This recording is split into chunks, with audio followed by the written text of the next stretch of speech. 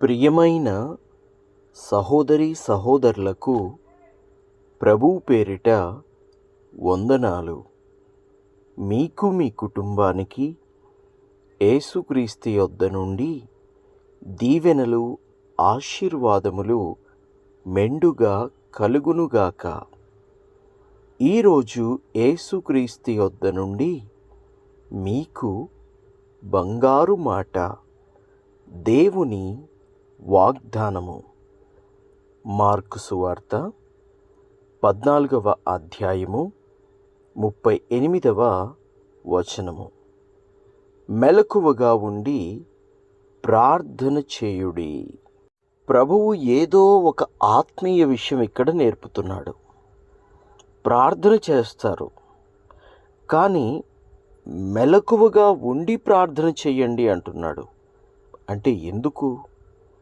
ప్రార్థన చేస్తే ఏమవుతుంది? ప్రియ దేవుని బిడ్డలారా, ఈరోజు చాలామంది కష్టాలకు, శ్రమలకు, అనేక బాధలకు కారణం ఏమిటంటే ప్రార్థన తగినంత లేకపోవడమే. నిద్రపోవడం, త్వరగా నిద్రపోవడం, ప్రార్థన అనేది చేయకపోవడం, లేచిన వెంటనే కంగారుగా ఏవేవో పనులు చేసుకోవడం, కొంతమందికి సమయం ఉన్నప్పటికీ ప్రార్థన చేయకపోవడమే ఈరోజు చాలామంది జీవితాలలో కష్టాలకు, శ్రమలకు కారణంగా ఉంది. ప్రభువు ఎటువంటి పరిస్థితుల్లో ఈ మాట చెప్పాడో, అసలు ఎందుకు చెప్పాడో ఆత్మీయంగా ఈ యొక్క అధ్యాయంలో నుండి తెలుసుకుందాము. ఇదే అధ్యాయము 32వ వచనం నుండి. వారు గెత్సేమనే అనబడిన చోటునకు వచ్చినప్పుడు ఆయన, నేను ప్రార్థన చేసి వచ్చు వరకు మీరిక్కడ కూర్చుండుడని తన శిష్యులతో చెప్పి, పేతురును, యాకోబును, యోహానును వెంటబెట్టుకుని పోయి మిగుల విభ్రాంతి నొందుటకును చింతాక్రాంతుడగుటకును ఆరంభించెను.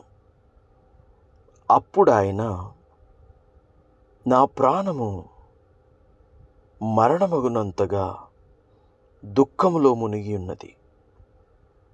మీరిక్కడ ఉండి మెలకువగా ఉండుడని వారితో చెప్పి కొంత దూరము సాగిపోయి నేల మీద పడి, సాధ్యమైతే ఆ గడియ తన యొద్ద నుండి తొలగిపోనివ్వవలెనని ప్రార్థించుచు, నాయనా, తండ్రి, నీకు సమస్తమును సాధ్యము, ఈ గిన్నె నా యొద్ద నుండి తొలగించుము, అయినను నా ఇష్ట ప్రకారము కాదు, నీ చిత్త ప్రకారమే కానిమ్ము అనెను. మరలా ఆయన వచ్చి వారు నిద్రించుచుండుట చూచి, సీమోను, నీవు నిద్రించుచున్నావా? ఒక్క గడియైనను మేల్కొని ఉండలేవా? మీరు శోధనలో ప్రవేశించకుండునట్లు మెలకువగా నుండి ప్రార్థన చేయుడి. ఆత్మసిద్ధమే గాని శరీరము బలహీనమని పేతురుతో చెప్పి తిరిగిపోయి ఇంతకు ముందు పలికిన మాటలనే పలుకుచు ప్రార్థించెను. దేవునికి మహిమ కలుగునుగాక. వాక్యం వింటున్న ప్రియ దేవుని బిడ్డ, ఎటువంటి సమయంలో, ఎటువంటి సందర్భంలో ప్రభువు ఇటువంటి మాటలను తన శిష్యులకు నేర్పవలసి వచ్చిందో అర్థమవుతుందా? ప్రభువు చివరి గడియలవి, ప్రభువు చివరి సమయం అది. అందుకని ప్రభువు ఆ సమయంలో ప్రార్థనలో గడుపుచూ ప్రార్థనలో దేవుణ్ణి వేడుకుంటూ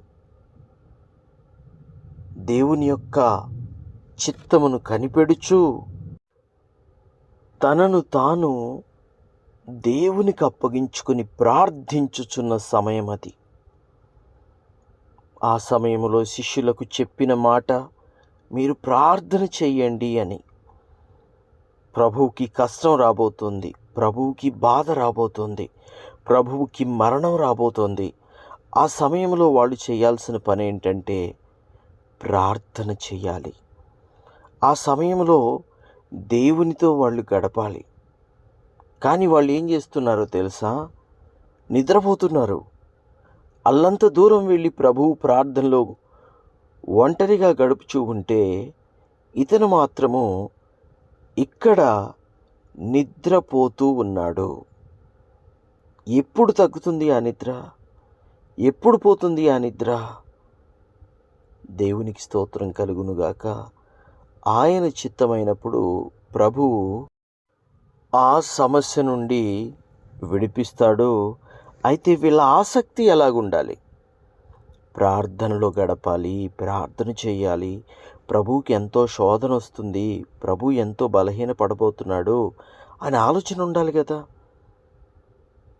కానీ వాళ్ళు ఏం చేస్తున్నారంటే, ప్రభువుకు వచ్చే శ్రమలు ప్రభువుకు వస్తూ ఉంటే వారు మాత్రము వాక్యం ఇచ్చిన ప్రియబిడ్డ మెలకువగా ఉండు, ప్రార్థన చేయి, మెలకువగా ఉండు, వాక్యం చదువు, మెలకువగా ఉండు, మంచివాడివని అనిపించుకో, మెలకువగా ఉండు. ప్రార్థనలో అధికంగా గడపడం ఎంతైనా ఆశీర్వాదము, దీవెనకరము.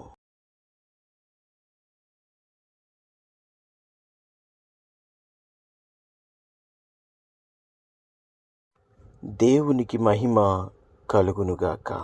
వాక్యం వింటున్న ప్రియ బిడ్డలారా, ప్రభువు ఎట్టి పరిస్థితుల్లో, ఎటువంటి సమయంలో ఏం కావాలని కోరుకున్నాడో చూసారా?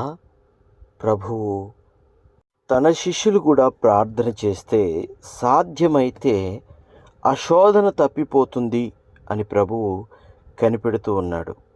కానీ ఇక్కడ వారు మాత్రం నిద్రపోతూ ఉన్నారు.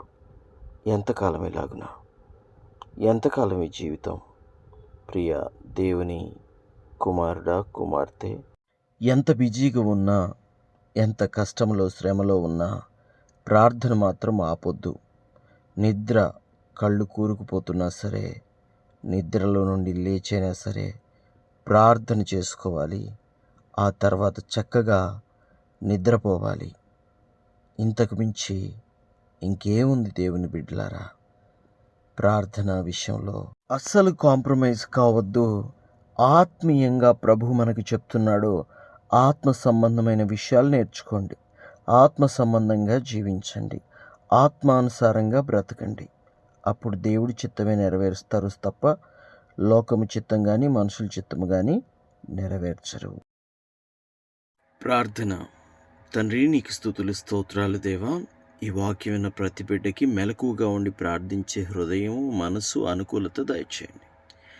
ఎన్ని సమస్యలు వచ్చినా, ఎన్ని కష్టాలు వచ్చినా ప్రార్థనలో ఉంటే ప్రతి కష్టము, శ్రమ నుండి విడుదల కలుగుతుందని అట్టి కృపా జ్ఞానం మీ బిడ్డకు దయచేయండి.